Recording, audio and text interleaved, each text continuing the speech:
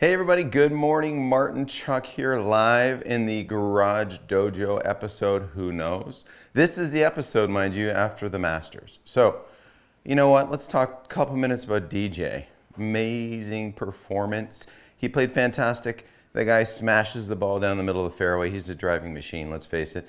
And he's had some amazing putting weeks in recent tournaments. So the guy's putting great. He's driving it in play, hitting it farther than most. Guess what? That equals wins and lots and lots and lots of money. So he's won, I want to say, 57 or 59 million dollars in the last 10 years of golf. Not too shabby.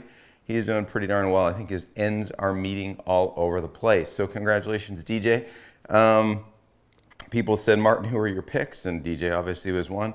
John Rahm was another one. I hope my perennial pick is Rory McIlroy because I just love the guy, but I can't pick him all the time.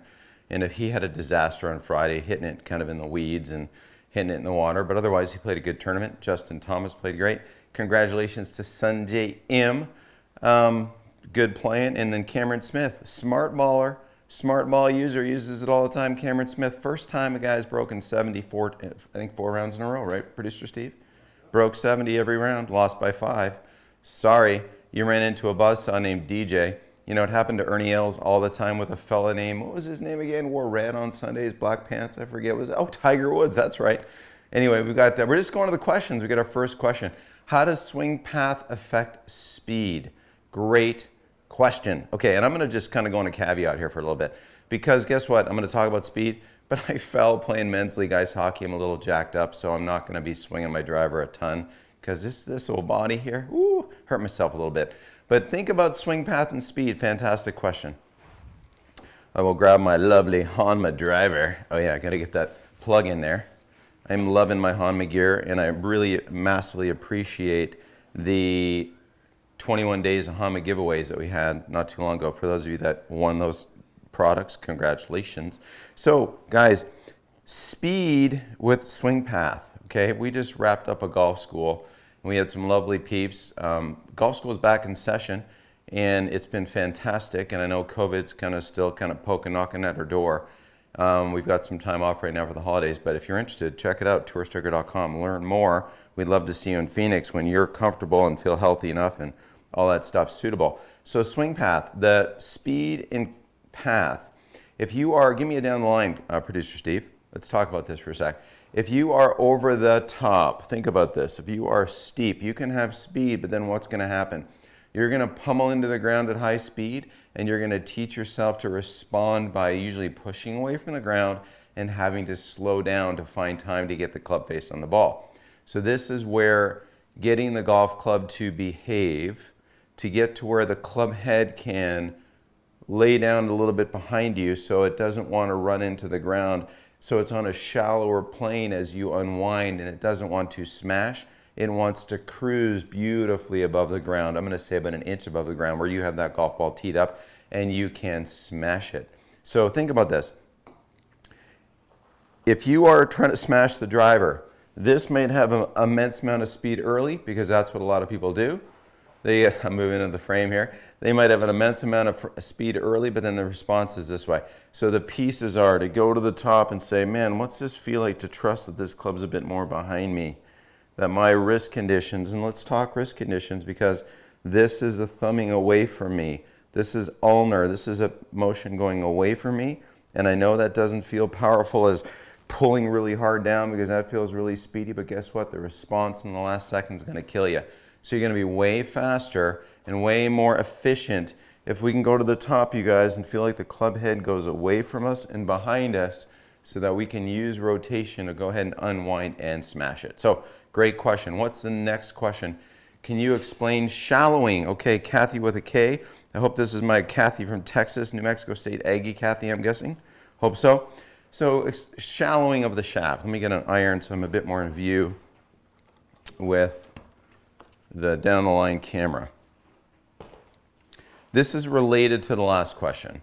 So the phrase shallowing is, we use these general terms. I'll use this 8 iron here for a sec. We use these general terms because, people always said on plane, off plane, those kind of things. But the shallowing situation, I'm going to use a video. I wish I had a video to show you. It was a Fuzzy Zeller video from 1979 that I saw on Instagram. So here's Fuzzy, all crunched over like this, took it back. What do you notice about his shaft on the way back? Very, very vertical. Okay, so in its vertical relationship, now on the way down, guess what he did? Doesn't make much sense to come steep down into the golf ball. Okay, this is me smashing critters on the ground that I find offensive.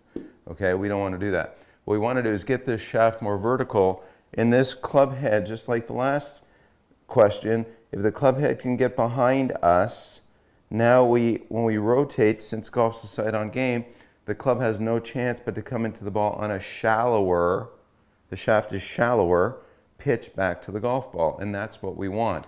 Now, some people artificially, I'm going to move this camera just a bit, forgive me.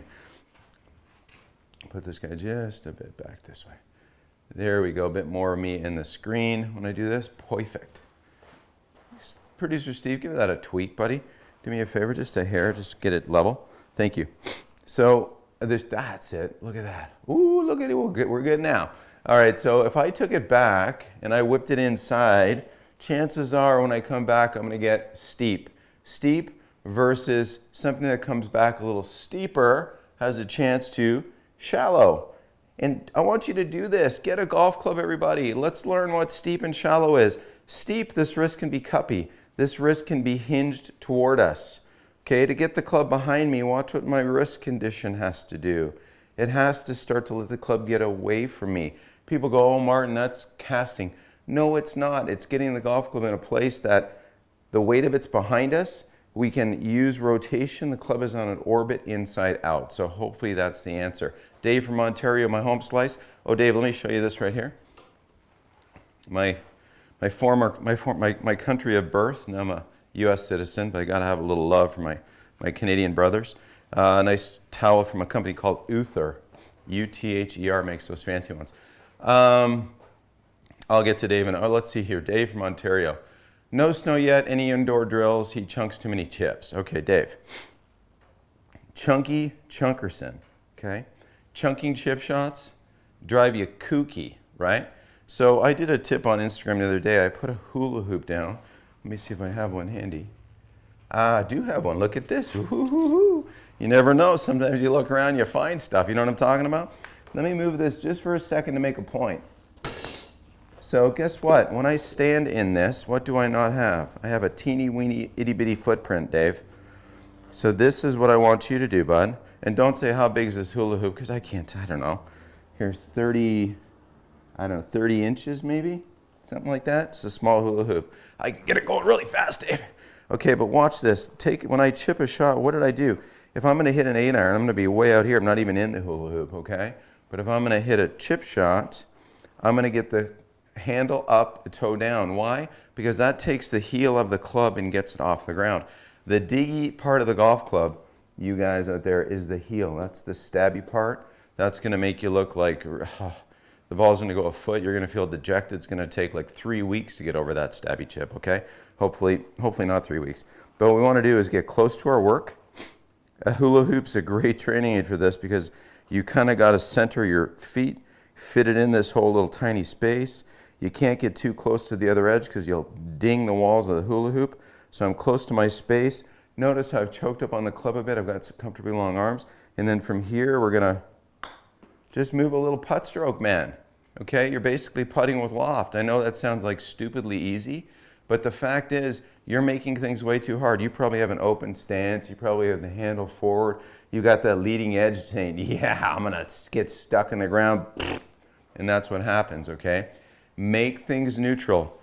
Get in the hula hoop. They're really fun. Shake it up. It's good exercise, okay? Get that handle high. Get that toe down. Get that heel off the ground. Get the handle just a sliver forward, okay? Just a little bit toward the target, down the grip, and then a little bit of a hands and shoulder stroke. Not much body on this, and you'll be chipping.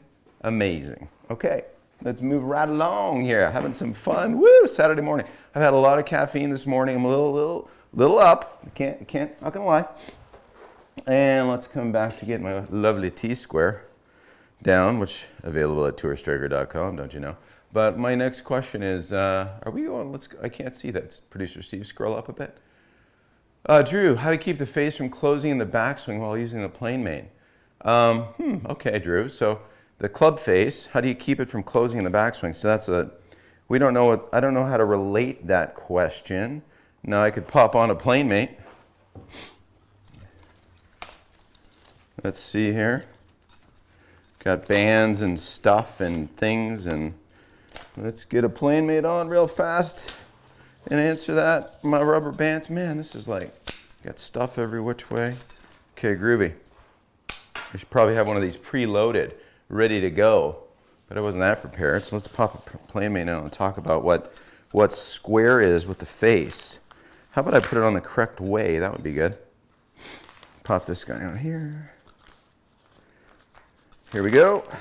Should tell a joke while I'm doing this. Idle time.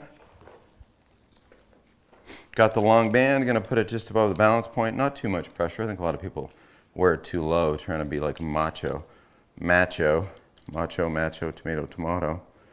Pop this on here. So how do you keep the club face closed from getting too closed in the backswing? Well, I don't know.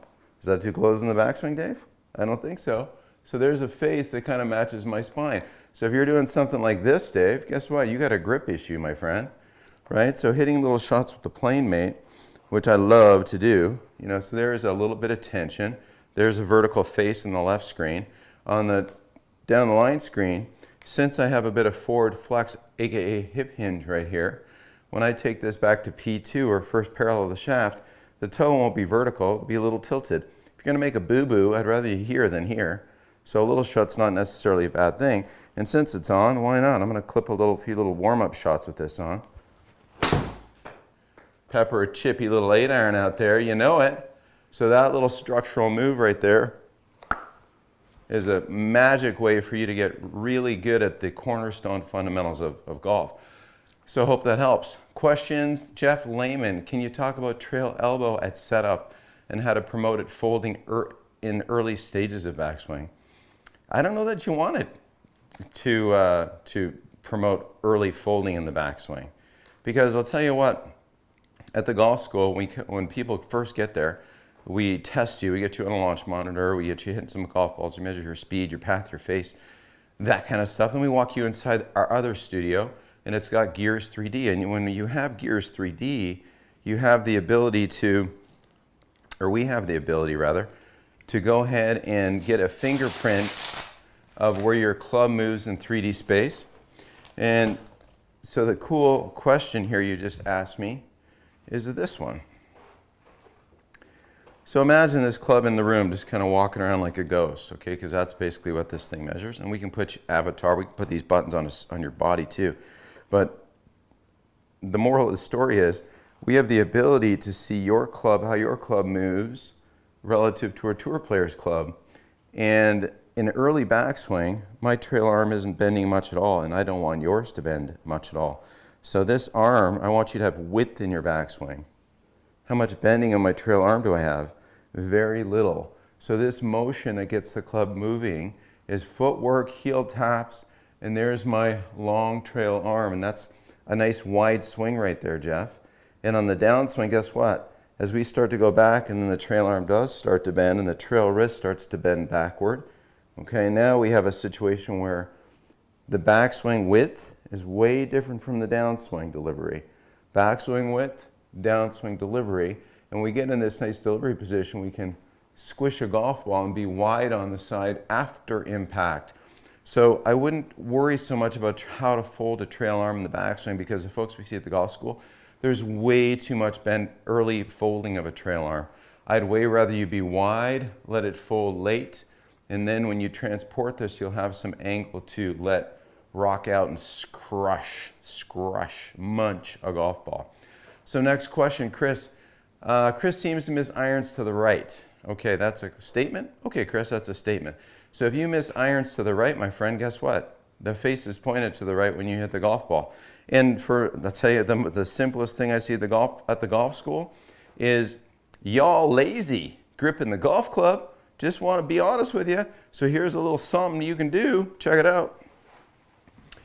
I'm going to get me a pencil, the Tour Striker training pencil. This is available on our website for $39.99, right? Number 2, I'm kidding. So here's what I want you to do. Go ahead and take the pencil and put a little piece of tape around your wrist right here. So see how I have it taped on? Okay, like maybe it's like a prison thing. Anyway, but so you're going to tape this on your wrist. And notice when my hand's flat, the pencil's in my palm. The only way for me to make a soft bent left fist, I'm going to walk up to camera 1, producer Steve. Go ahead and go to face on. I'm going to tape this on my wrist right here. I'm not going to do it right now. Right, so there's my pencil taped on. Notice how that's kind of flat and flat. Now for me to have a soft bent left fist, what do I have to do? I can't fold my fingers into my pencil, and this is why I'm saying this. And I'm in a hurry here trying to answer as many questions as I can, but if you have this comfy grip, you can't grip it with the pencil in the way. You have to bend your lead wrist back a little bit to get your soft fist on there. And that right there, that soft bent back fist is how you're going to have this freedom you need. Most people, let me put that training pencil down. It writes nicely too. You can write notes with this. Not only train your grip, but you can actually write notes. So if you can imagine, if you had a soft bent fist on there like this, not a turned hand. I didn't say anything about strengthening the grip, okay, which I believe is rubbish. Okay, this is a bent back wrist condition. Getting your hand on there. Now when the weight of this momentum pulls you out, look what it does to the face. It tends to toe it down and close the face a little bit. And guess what? You won't miss it to the right so much. So get yourself a pencil. Learn how to make a soft bent fist with something long along your forearm here. And you won't be able to do it unless you bend your wrist back. Next question, Q&A. Okay, so let's see. Confusing info about grip and confusing info about grip and philosophy? Is that confusing info about grip out there in general? What would your philosophy be? Okay, so my grip philosophy is this.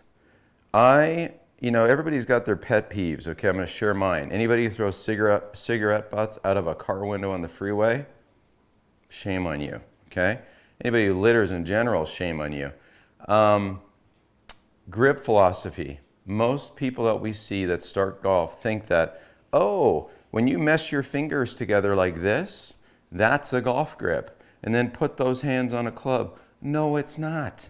Okay, that's a way to get started. Maybe get a year or 2 deep, figure out you love the game, and have a terrible grip on the club. And then go see a guy like me who goes, oh my gosh, person likes golf and has a terrible grip.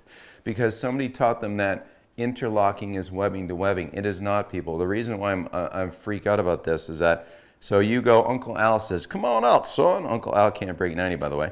And you go webbing to webbing with your hands. And now your right hand, your trail hand's on there like not functional. And really strong. You have a strong head address. Ooh, you can hit it. But the fact is you can't articulate the club the way you need to, okay? So an interlock grip, I know Tiger does it, I know Jack does it, I get it. But they also had teaching pros, not Uncle Al.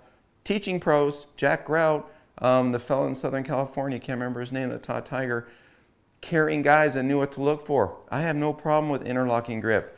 Jackson Chuck has an interlocking grip, but guess what? It's not webbing to webbing to where this is a very palmy right hand that doesn't work for a lot of shots in golf, much let alone just hitting a golf ball. The golf grip, you guys, you saw the little bit I talked about how if we have something flat on the arm, the only way we can grip a club here is to bend the lead wrist back a little bit. So that's a good little check for getting the lead wrist bent back. And when you settle it in here, obviously we want to get our heel pad on top of the grip. So the trail hand, the right hand, is more of a finger hold. When I hold this club up, look at my palm exposed to the face on camera. It's not a palmy grip. And because it slows you down, you can't articulate the club. So enough of my rant on gripping, but when you look down, I guess you could say some checkpoints. Okay, the V's made up between the thumb and the index finger on both hands can kind of point up to the right of your chin. That's a reasonable checkpoint. That's been written about for 400 years in golf books.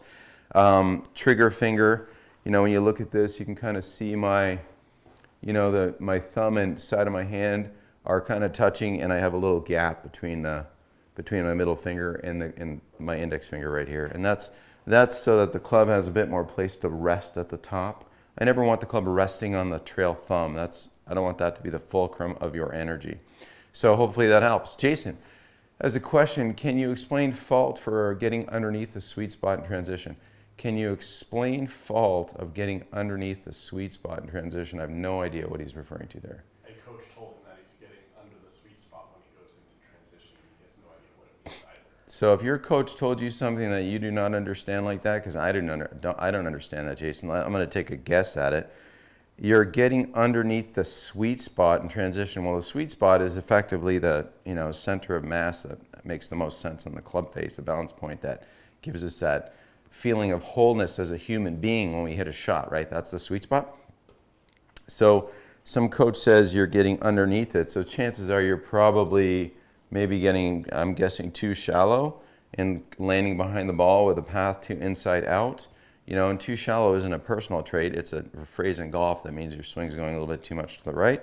The plane mate's great for that because even though the plane mate, we help people learn how to feel resisted and relaxing, people can go to the top and relax too much, get the club too deep and behind them, and then have a really hard time rounding the corner here and getting the club nicely in the ball. So I'm guessing that's what it is.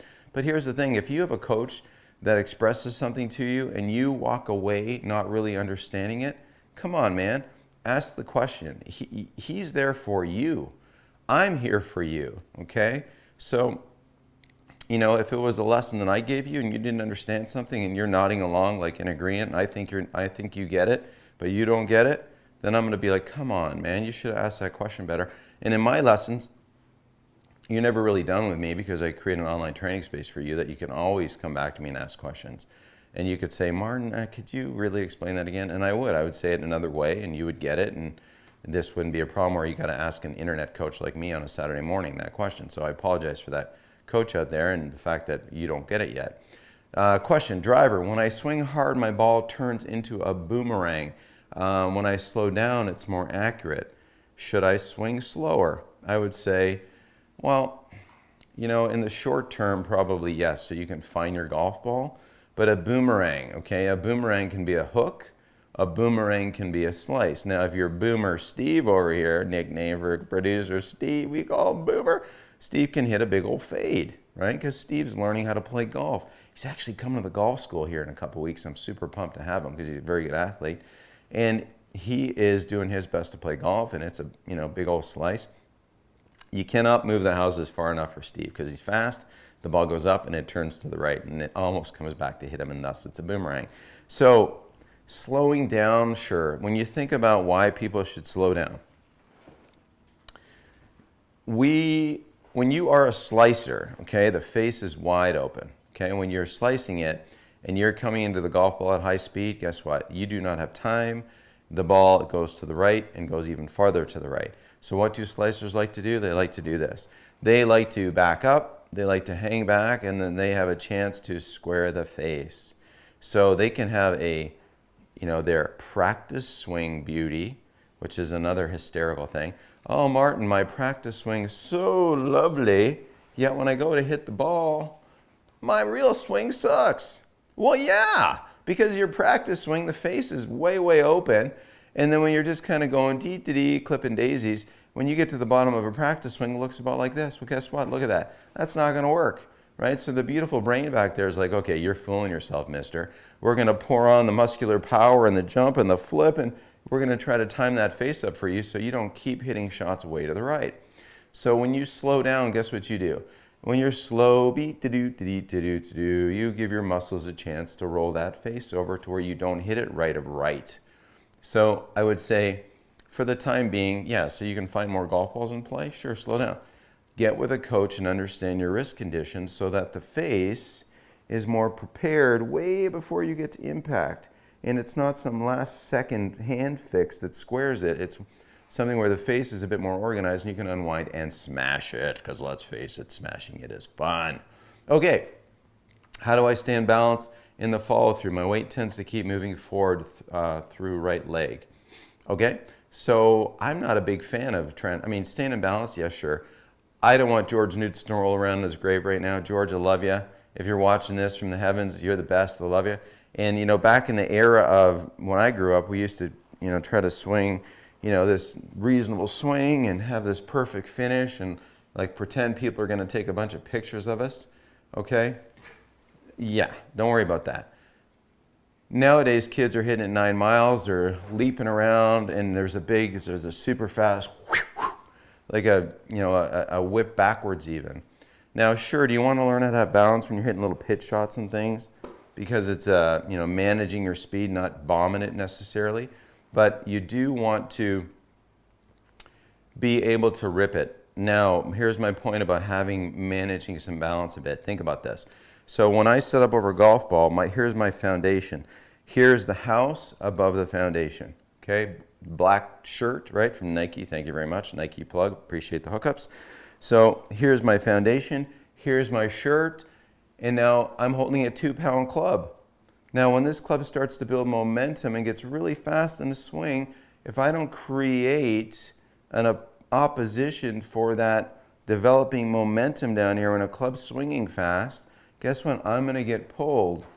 So this motion of flexion and extension is a very, very big deal. So this is flexion, this is extension.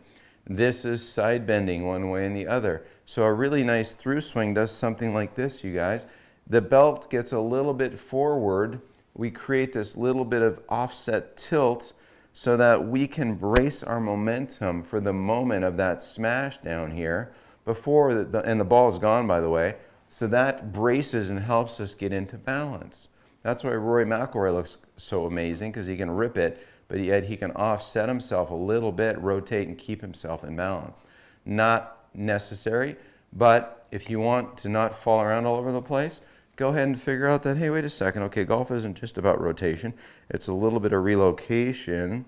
That little difference between where my head is now and where my belt buckle is now, that angle, that's putting the foundation in a different angle that helps support all that inertia, and then it comes out as I restfully go to my finish.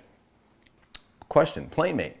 Is there a wrist rotation as we get to contact point, or is the hip rotation doing the work to due to spine angle? Okay, so good question. When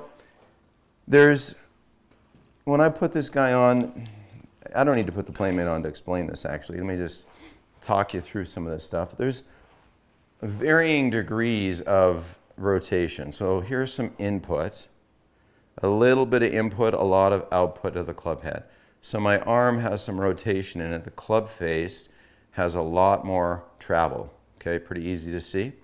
Now here is, okay, no club face travel. Face rotate. There's a little bit of input on my forearm. There's a face flashing all over the place.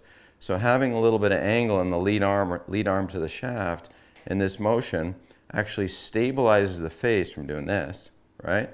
But it still has rate of rotation.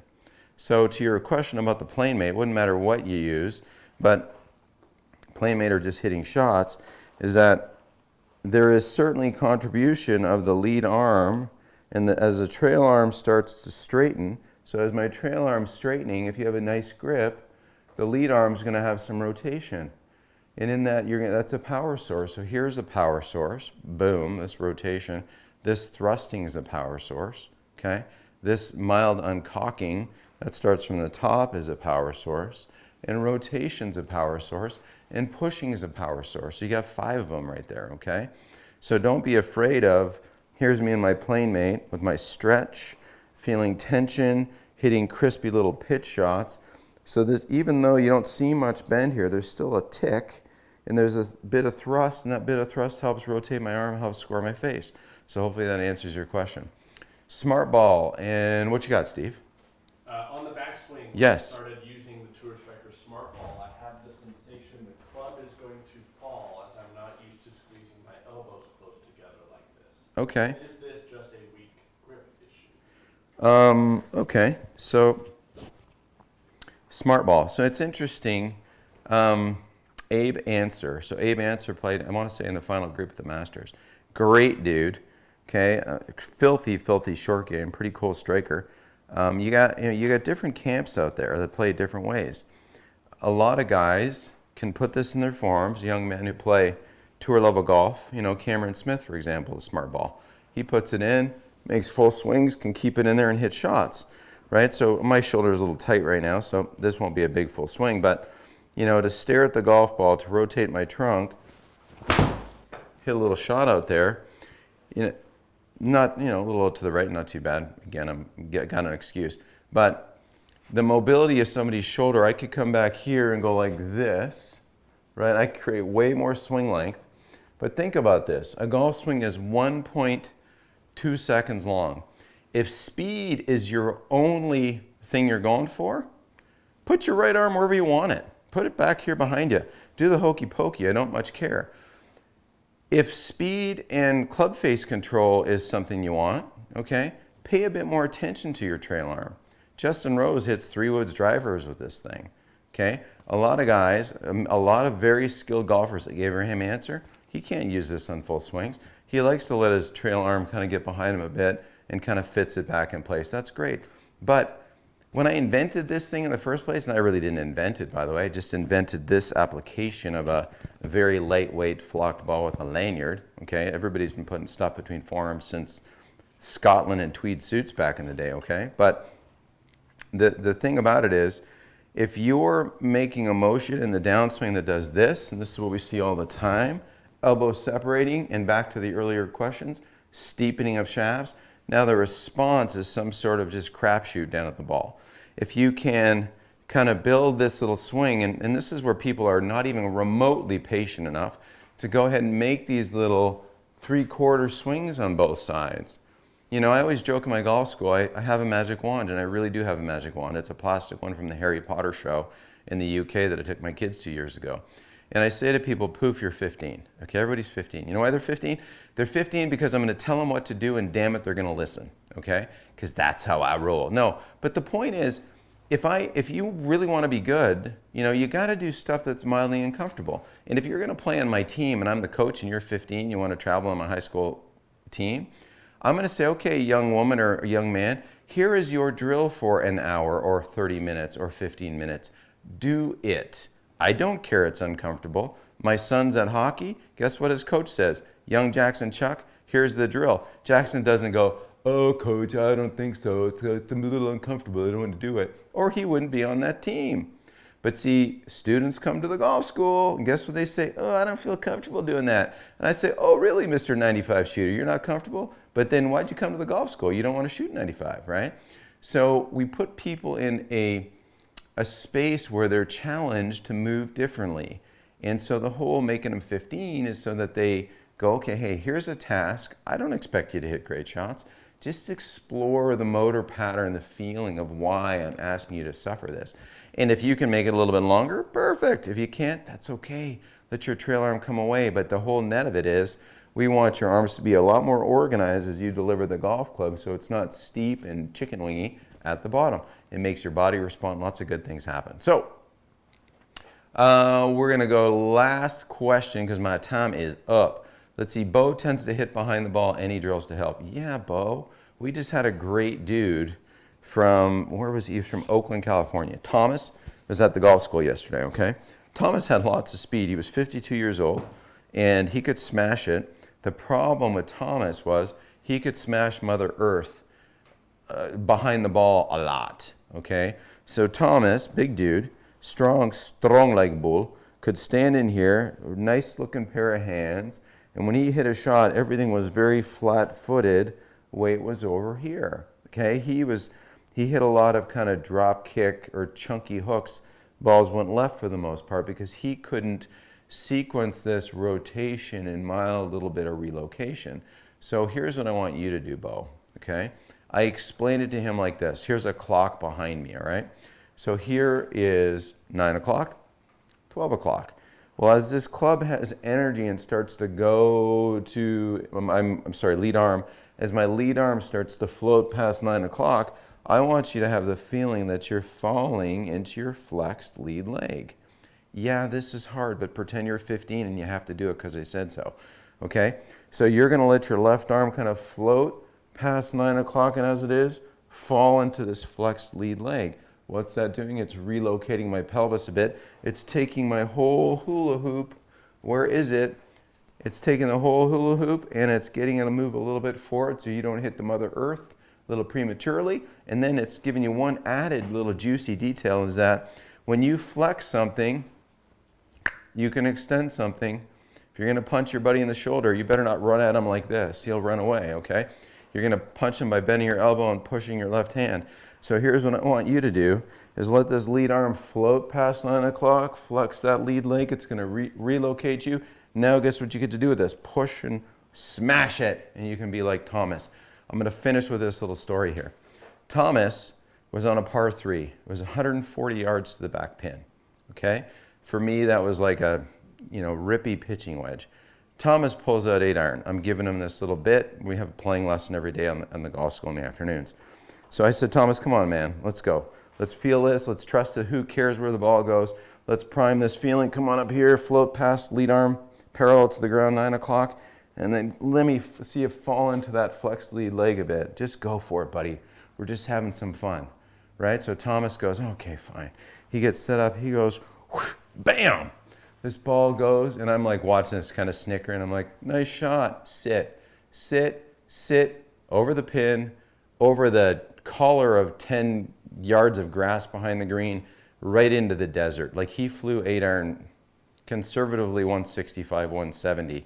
Lovely triple bogey, I said, Thomas. He's smiling because he's never hit a shot like that in his life because he couldn't believe the sensation of getting into this deeper leg because now you're like, oh my God, I better respond. And the respond is one of power to push and rotate and smash it. And guess what? Pew! Look, it's hard. I'm losing my mind now and have some more coffee. So people, Q&A was good fun. Thank you so much for watching. I hope you got some tidbits from this. Let's see. Sponsors, Nike, thank you. Hanma, thank you. Foresight, if you're going to build an at-home hitting station, Foresight, check them out. They'll do this stuff for you. Yeah, it costs a few bucks, but do it right. You're going to love it. And you can kill zombies on the screen too. It's a lot of fun. You can do a lot of fun stuff. Hanma, love my Hanma stuff. And the golf school people, check it out, tourstriker.com. Please come and let me tease you for 3 days. You will have a blast. I can't believe people come back, but we had one lovely lady back for her 5th time, a gentleman this week for his 4th time, one guy's the record holder like 7 times. So they like the punishment. They come hit golf balls in Phoenix with me and my amazing team.